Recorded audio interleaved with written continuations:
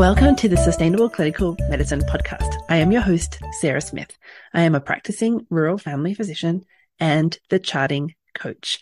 This is the podcast for physicians and advanced practice providers who are ready to step back from the busyness of their clinical day to share ideas, question everything, and redesign their clinical day. We are redesigning clinical medicine to create sustainable clinical days and create time for our lives outside of medicine.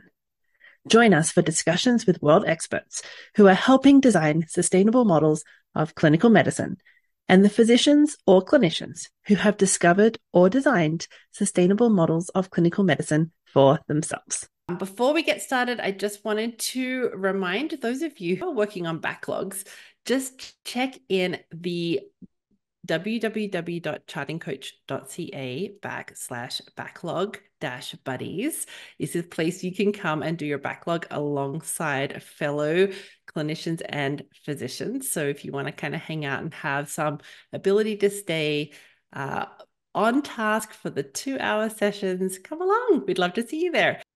Hello, friends, and welcome back. And thank you so very much for joining us here. Did you know we're getting nearly 6,000 people listening to our podcast each month? That is insanely crazy cool.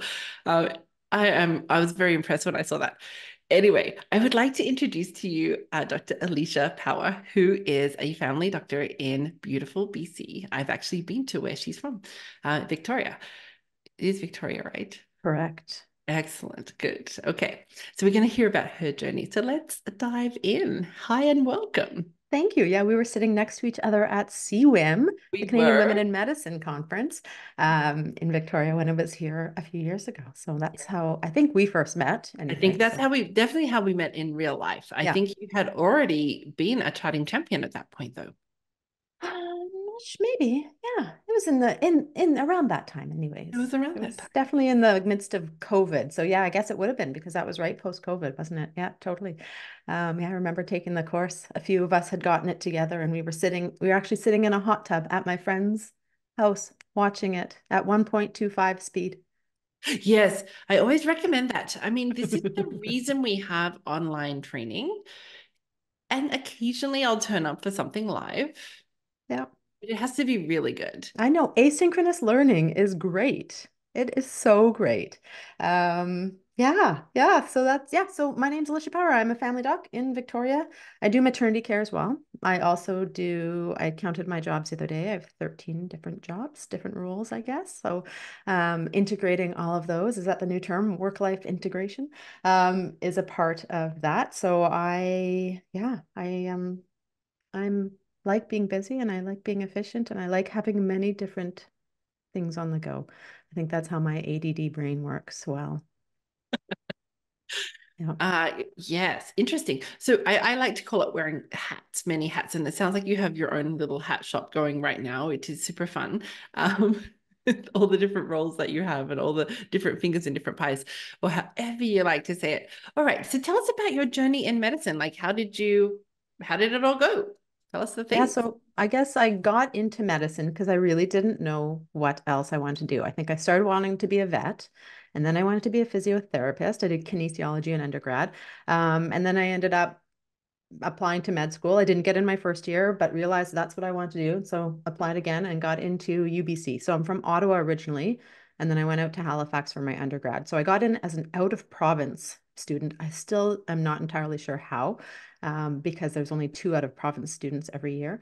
I'm convinced it was because at that point it was one-on-one interviews. Yeah. And one of my interviewers liked baking and I loved baking. So the entire interview, we just talked about baking. And then the second one, his child horseback rode and I had done therapeutic riding, like as a volunteer in undergrad. And so we talked the entire interview around therapeutic riding. So I think that's how I got in because Because you're one of the humans. You're just fun to talk to. See? I don't know about that, but yeah. So that's how I got into medicine. So I came out to BC with my husband, then boyfriend at the time. And he was in Victoria, which is where we currently live. And I was in Vancouver. He was doing fine furniture and I was doing medical school and we were going back and forth. Anyways, so got through there and then came to the island, Vancouver Island, for my residency program and haven't left since because it's a beautiful place to live, and have really kind of enjoyed my time. But certainly, as I've alluded to, I like many different things. Mm-hmm. And I tend to get involved in a lot of different things, which most of the time is good. But about 3 to 5, maybe about 5 years ago, I kind of got to the point that, I had two young kids, my husband and a dog and a house, and I'm the solo income earner. And I kind of got to this point that I had so many balls in the air and I didn't know where half of them were. Mm-hmm. And so you're juggling all these things. And I just did not feel good in the work that I was doing. I just didn't feel like I was giving everything the time, energy, focus, attention that it deserved. I wasn't doing horribly at anything. I was doing fine, but I just had this feeling. So I ended up getting some coaching. And so I got a coach. In BC, we have kind of 1 year of coaching funding we can apply for. So I did that. And before this time, I have a colleague I do a lot of work with. And she is what we like to call woo. So she likes woo, and she was talking about coaching, and she's talking about values and purpose. And I was like, what are you talking about, Sarah? A different Sarah, not you, Sarah, another Yeah. Sarah. I love the Sarahs in my life. But I started doing this coaching with Coach Callie, who was my coach. And we started looking at my values and we started kind of looking at my purpose. I'm still not good at defining that, but we started kind of doing this work and it was super impactful. And it really made me recognize that I have to seek out opportunities that align with my own personal values. Because I could never get that. I never understood why I always had that like feeling. That's how I describe it, right? Something would happen. I'd just be like, because it didn't align with my values, but I didn't recognize, I didn't know anything about values at the time. So starting to work around that.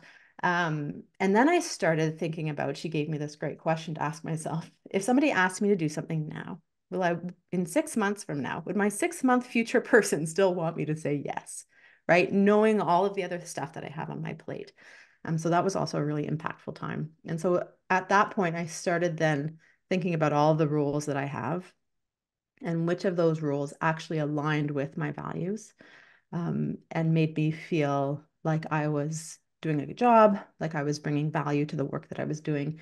And I started, I won't say divesting of things, but reorganizing things, and using those newfound skills to, if I was going to take on a new project, make sure it was the right fit for me. Mm-hmm. And so that's kind of been the journey that I've been on the past few years. It's been a few years now. And one of my good friends did a talk at the CWIM conference, the FOMO talk, fear of missing out. And I'll never forget, she said basically, an opportunity that you say no to means that it's an opportunity that somebody else can say yes to, which is really powerful because I think we all feel bad when we say no, but Yeah. we also don't think about that this opportunity might be really like fit really nicely with somebody else. And Yeah. that's what a gift you're giving to them by you not taking on something that's not right for you. And so Mm-hmm. that was really impactful for me as well. So, and then the journey since has just been kind of practicing those skill sets, learning more, kind of Yeah. discovering more of this kind of what I call woo world, which is really not woo. It's just kind of how to be a human being, right? So yeah, so that's kind of where I am and where I've gone. Um, and part of that journey was in family practice. Is I love family practice, but it's not my passion. If I Mm-hmm. have to, right, I enjoy family practice. I think I'm a good family doctor. I really enjoy maternity care. I really enjoy delivering babies. Um, but family practice never felt like really great to me. And then Mm-hmm. I started thinking about why, what is it about it, right? Mm-hmm. And part of this was motivated by your course, kind of doing that. But what is it about family practice? And I realized that when I'm in the office, I get distracted. I'm easily distractible. We've already established that. But I get interrupted a lot. And that interruption shifts my focus so much that it just takes so much extra time and energy to get back to where I was. And so through the work of like implementing some of the things you recommend in your course, I've kind of started to really look at my days in family practice and understand what is it that I don't like about it and how can we shift that? How can we modify it? It may not be perfect, but hopefully it'll be a bit better. And what are the things that I really do enjoy about it? And really trying to focus on those pieces. Um, And so things have gotten a lot better over the past few years. I'd made a decision not to quit family medicine in COVID. No big changes in COVID, I said. So now that COVID's over, I've kind of, reestablished a bit of a joy in family medicine, which has been really nice, really pleasant. Oh, I like that. I like that a lot. Tell us 5 years ago when you were missing balls out of the juggle. What did that look like? Like, what was a day in your week kind of looking like? How would we know that you were missing things? Because you said it, I wasn't really doing a bad job anywhere, but I was feeling it. Yeah, you would. I don't know, looking from the outside in, you wouldn't necessarily know, but from I felt it. I just did not feel like I was on top of anything, Mm, right? So when's the next meeting for that coming up? What was I supposed to do? What were my action items that I was supposed to do? Oh, I feel like there's something going on that I'm really not paying attention to. And that's before I had established like a weekly check-in routine. So mhm. one of the things that I've implemented over the past few years is Sunday evenings. I Yes. look at my week coming up. What are the kids up to? What's my partner? What's my husband up to? What do I have going on? Are there any conflicts in there? I'll even quickly, this may be not legal from your point of view as a charting champion. I'll even go into my EMR and have a really quick look at my days because there's some patients who just take a lot more time. So they need to be booked for a lot more time because I hate being behind. Mhm, Hate behind. It just brings me so much angst. And so like I'll quickly look at my week coming up and I'll message my MOAs, hey, can you shift this around? Or this person needs more time. Can you try to figure something out? Or mhm, so and so delivered, they're not going to be coming in. So mhm, use this time. I'll just like it takes 3 minutes, it takes 5 minutes, doesn't take a lot of time. But once I started implementing kind of that weekly routine, of looking ahead and figuring out what do I have going on? What is it that I need to do a little bit of prep for? And what is it that I need to shift around or where's my priority going to be? Where are there going to be conflicts? That really made a huge difference in kind of that feeling of not knowing where the balls were. So now I know where 17 out of 20 balls were. Well, that's pretty good. mhm. And just my ability to make sure that I'm on top of things because I think we all want to do a good job of the tasks that we take on, and if you take on too much or you're just not feeling like you are on top of your game, it just doesn't feel good. It doesn't sit right, and then you have this mental energy that you're expending worrying about it. So That's right. You're putting out fires, like the most critical or urgent or must be done today kind of things are getting done, and none of the whole step back and say, are we winning? What's coming up that I might be able to get ahead of this? I really like that Sunday night strategy. So you've taken your prioritized pieces, you're doing your huddle, so to speak, but without someone there, you're just doing it on your own and then giving advice to the others who will manage that for you. mhm. Where where did you put this into your day? Why did Sunday night fit? How do you do it? Is it on paper? Is it electronic? Like give us a little bit more of the ideas that were fostered in that. Yeah, so I chose Sunday nights simply because it's right before the week, right? I didn't want to think about, I don't want to think about work on Friday night or Saturday, but I felt like I just needed to kind of do a bit of a brain shift for myself on Sunday night. And that also enables me to not have that, I don't get that anxious, but I'd always have that just like pre-work week anxiety. Now, some days I'm working on Sundays, right? I do maternity, so it's all over the map. But Mhm, generally speaking, I would just be able to make sure that my brain was in tune, ready to go, set my priorities for the week. On that Sunday evening, my kids watch shows from 7 to 8, so I usually just clean up for dinner or whatever, and then come into my office and do it from 7 to 8 p.m. I kind of just have a bit of a I guess like topics that I run through in my brain. What's going on in the office? Do I have any roles? Like I have all of my roles listed out on a whiteboard. So I'll just mhm. quickly kind of look through each of those. Is there anything coming up from that? Look in my calendar. And sometimes I'll actually look a couple of weeks ahead, just Yeah. briefly. But most of the time, it's just kind of looking through those different roles. Is there anything that I need to make sure that I'm hitting this week? Is there anything I can't forget about? Sometimes I'll have a few emails saved up that I know I need to actually sit down and focus on. So I might kind of block a little bit of time in at the end of that for that before bedtime with the kids, right? Because I want to be there for that because I do miss some evenings with my work. But yeah, so it's not, there is a bit of a process to it for sure. Um, and it's definitely kind of at a time that works for my brain and my family life because I don't want to be taking time away from my family life either to do that type of work. So Yeah. The next piece is the managing, the looking at it and going, oh, I'll never get all that done. I've That learned must the have been a magic of process too, time blocking.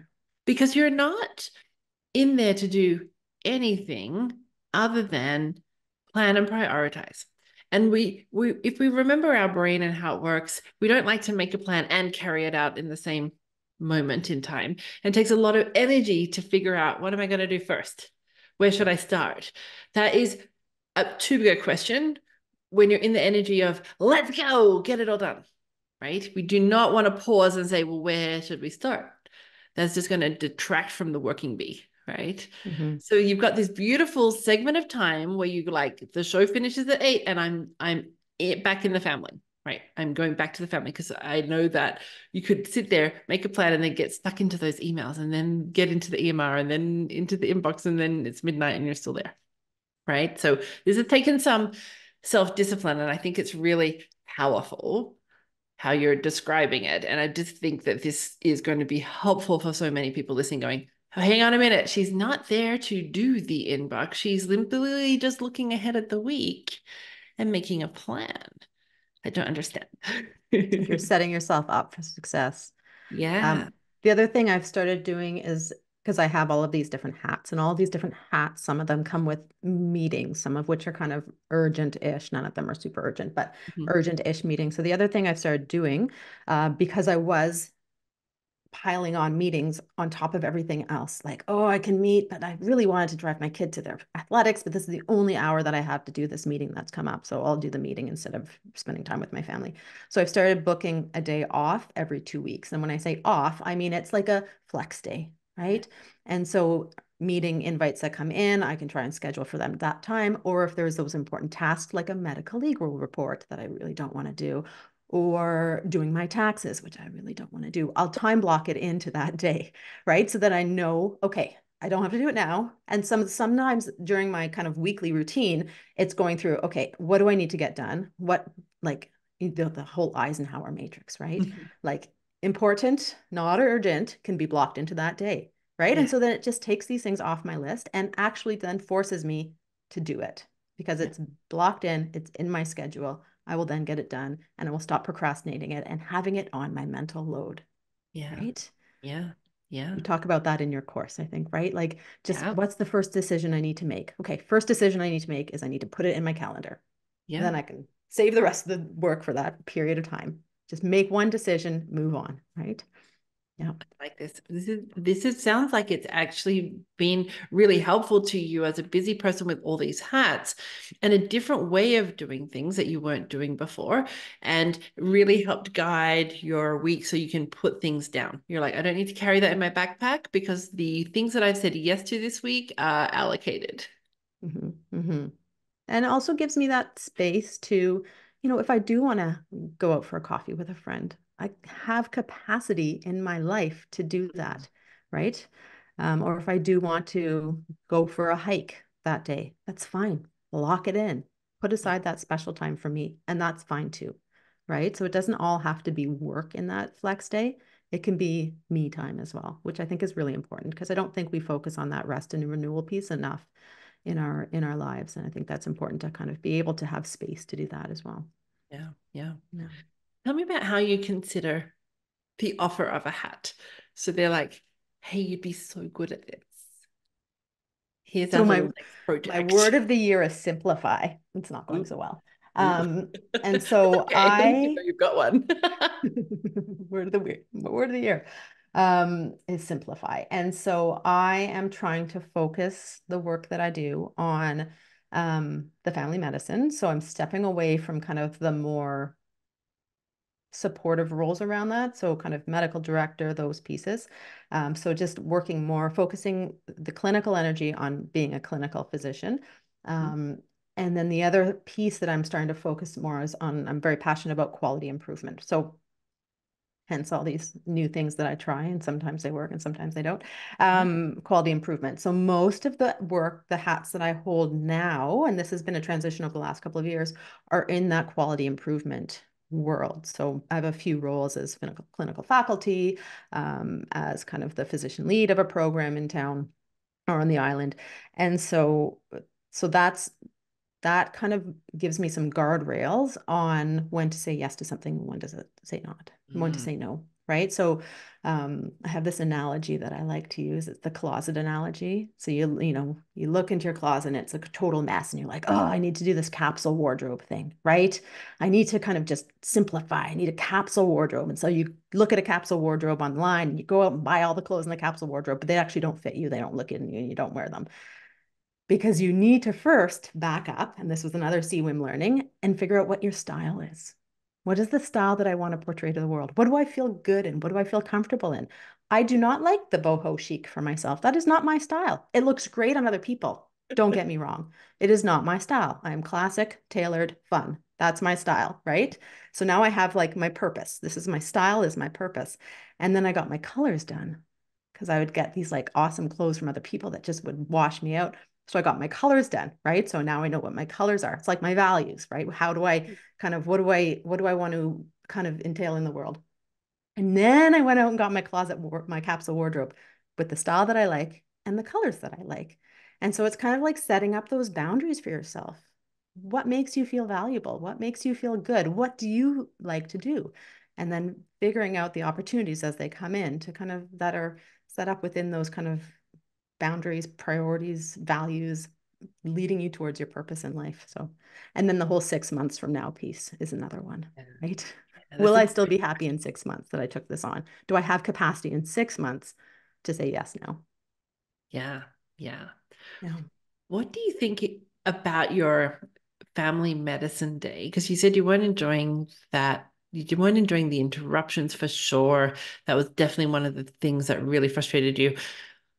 What do you think you have now done differently about your family medicine day that's made it more than tolerable by the sounds of it?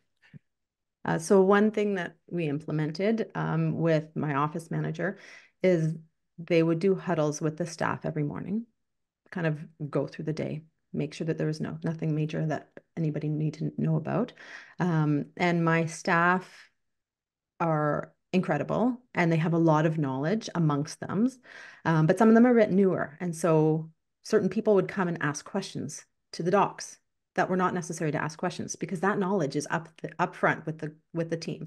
So one of the things that we strategize is how can they kind of talk to their teammates first before coming and interrupting the physicians, because when we know when you're interrupted, you're more likely to make mistakes and it takes time to get back to what you were doing. And then we implemented like an end of the half day huddle. So, and any questions that couldn't be answered, we would kind of chat at the end of the half day and answer those questions. Obviously, if it's something super urgent, it's Yes, very rare there's something that urgent, but yes. something super urgent, yes, come, let's chat about it. Or if we're waiting for a phone call from somebody, yes, please come interrupt and we'll deal with it.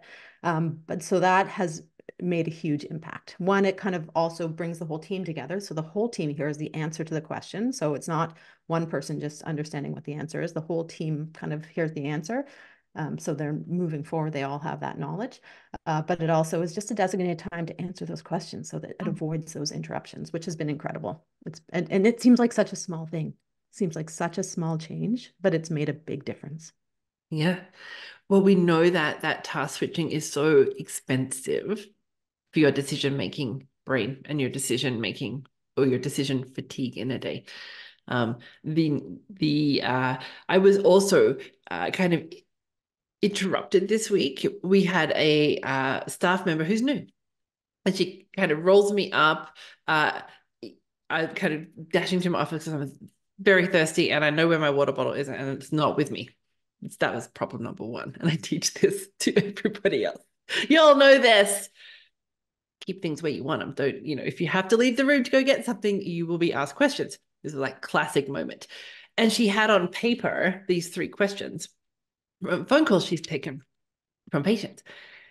And I'm perplexed and I'm disturbed and I'm wondering why I'm being asked these questions when I've got still patients to see. Well, one patient to see.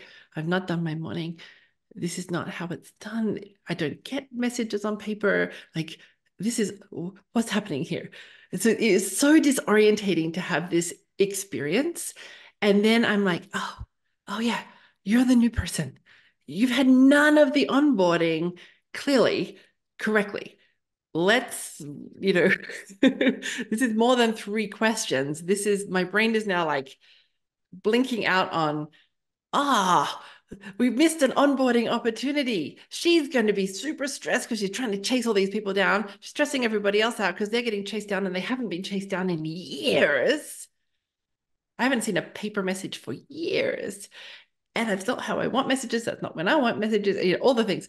And so all of that cost me a lot of minutes. And then I'm like, we have work to do on our new stuff. Clearly, we've dropped some balls here. Well, then you have to go back into your patient experience and you've probably forgotten half of what they said No, because 100%. you can't retain it in your brain when your brain is going off. So now you got to start back from the beginning. Your patient's like, but I just talked to you about this. What do you mean you're asking me these questions again? And it just like it's one seemingly small thing, but then just snowballs into, 10 or 15 minutes of wasted time, which is, if you look at it from a different perspective, 10 or 15 minutes time that's taken away from something else that you want to be doing. Took away from my time with the patient. Took a very valuable one only special nurse, right? I got one nurse who answers the nurse phone, does the nurse duties in the nurse office, and she's down the hall waiting for Dr. Smith to come out of a room so she can ask these three questions, none of which are life-threatening, by the way, FYI, right? None of them. And then I'm perplexed and I'm wondering. So we're having this like back and forth, and my brain is just like tickled with all the, oh, we need to know about our staff better. I need to remember to like bring this up at the staff meeting and remember how to orientate staff and orientate the staff to remember how to orientate the staff. And yeah, whole cascade. Yeah. Half an hour of her and my collective times out of her position, out of my position, just having this crazy moment of, oh yeah, I remember this. This is so inefficient. Don't do it this way. But a very well-meaning start, right? Yes, I Very was not going to well-meaning yell at start. her. No. No, it is not her job to know how to do this, right? That is absolutely on us, the team, to help her understand how. There was certainly no yelling going to happen to her. Yeah. And I answered Yeah. her questions as well as I was able to in the moment. And a big and this will not be happening this way again, was happening in my brain. We're going to have to figure this out. But And this so, is where your brain works so much differently than many people, right? Your yeah, brain went to, okay, how do we fix the process? How do we fix the process that led to this? Whereas yes. most people, myself included, 15 years, 10 years ago, like, oh my God, that was really annoying. And then moving on because I don't have capacity right now to think about fixing the process because I have all these other things I'm trying to keep in my brain right now. Yeah.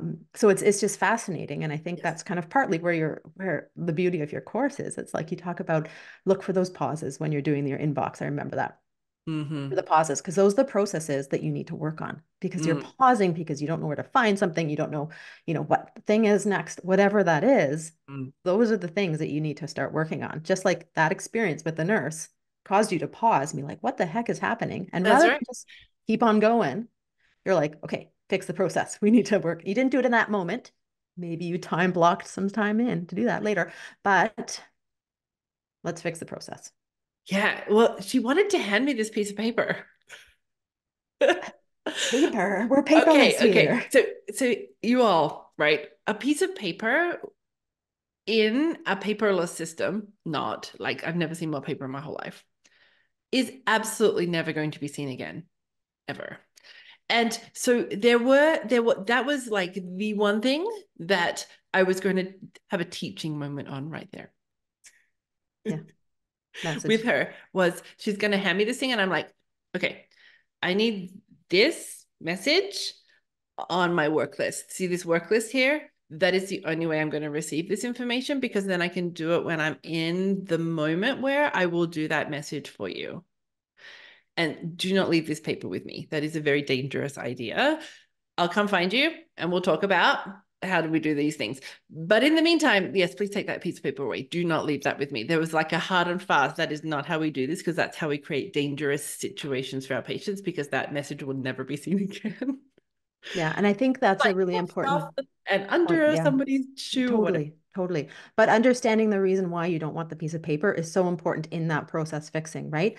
Hmm. Understanding our MOA, understanding that every time she comes in and asks a question, it distracts me from the tasks and puts decisions at risk, I'm going to make mistakes doing this, actually helped her realize that that's why it's not that I don't want to say hi to her. I'll say Yes. hi to her. She's a very personal person. She likes to have conversation. That was part of the Yes. underlying reason she kept coming back. And so I now make a conscious effort to go and actually have a quick conversation with her when I see her first time, so that she still feels that we're having that personal relationship, because that's her goal. That's really important to her. That's her value that I need to help meet. And then my value is not to be interrupted because it's dangerous. And she needs to understand that. And so it's those communications and those back and forths and understanding each other's motivations. So then you can kind of create a solution that works for everybody, right? Yes, that's beautiful because you're helping acknowledge what she's looking for and you're helping understand what is frustrating you about it. Win for the team because now we're like, hi, I'm delighted to see you today. She's like, whoosh, down goes her like, is she all right with me? Tick, she's Right.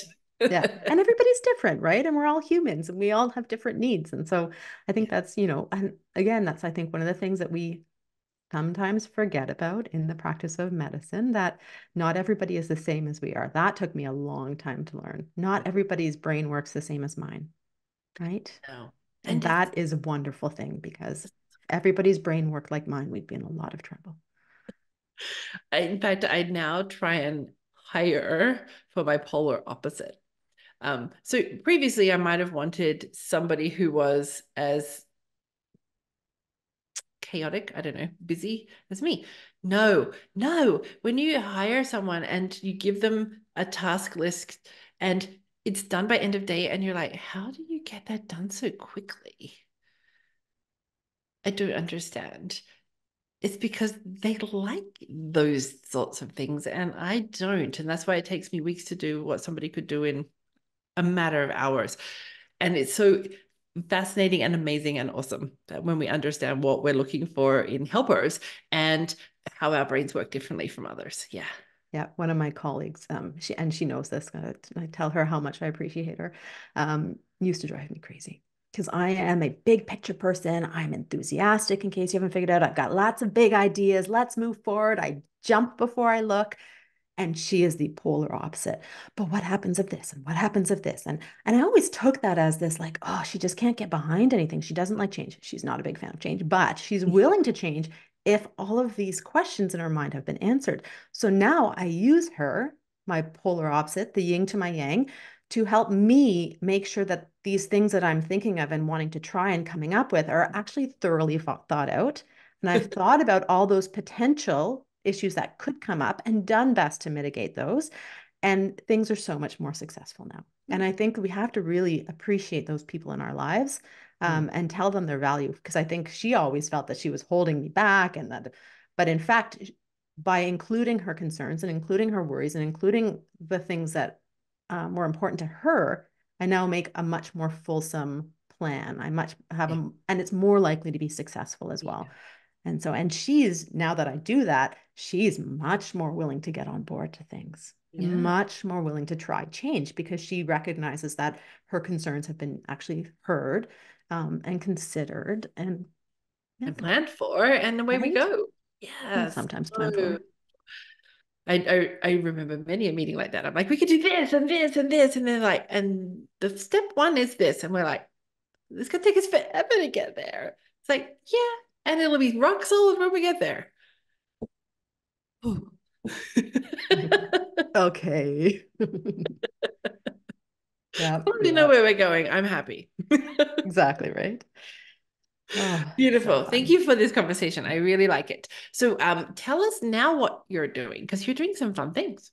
Yeah, so well, most applicable to your audience, I guess, to people like us, is my colleague and I, the Wu, Dr. Wu, Sarah, Dr. Sarah Lee Wu, and I have started an online platform, I guess, for better sense of the world, called Revive Physicians. And so we have an annual kind of conference in BC. We're both from Victoria, so one next fall is going to be in Whistler, which is going to be fun, which is all about kind of reconnecting with yourself, relearning about yourself. Because I think a lot of us, certainly in our stage of life, we've gotten We've done med school. We've gotten into residency. We've started a practice. If we're going to have kids, we've had our kids. We've like, check, check. We've done some leadership, like check, check, check. What's next, right? Okay, we're all in that kind of like, what's next? What's next? Because we're just used to having those kind of goals that we just keep working towards. And then we get to this point that we're stable.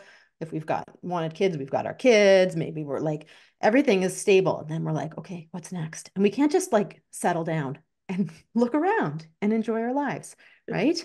Or we don't know ourselves anymore because we've spent so much time chasing. So we've kind of started this Revive Physicians, and we're going to start a podcast of which you're going to be one of our guests, which is very fun. Starting to probably launch in May of 2024. And we're kind of just figuring out ways to how do we support people in this journey, right? Similar to what you do. Like, how are we supporting people in this journey? We've learned so much through the work that we've done, and we want to help encourage others to kind of learn and help create community that supports that kind of ongoing.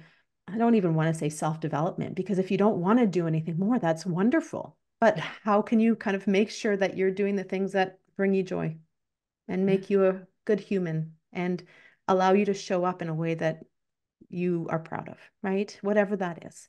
And so that's what we're doing. So www.revivephysicians.ca if you're interested. And we're on Instagram at revive.physicians as well. We're not super active on there, but we're planning on doing it. And then our podcast will be coming out in May. And then kind of I do a pregnancy online platform as well. So to support pregnant and newly parenting people, which has been a lot of fun. So a lot of fun doing that. So we've got podcasts around that. So if there's any pregnant folks listening, check us out there.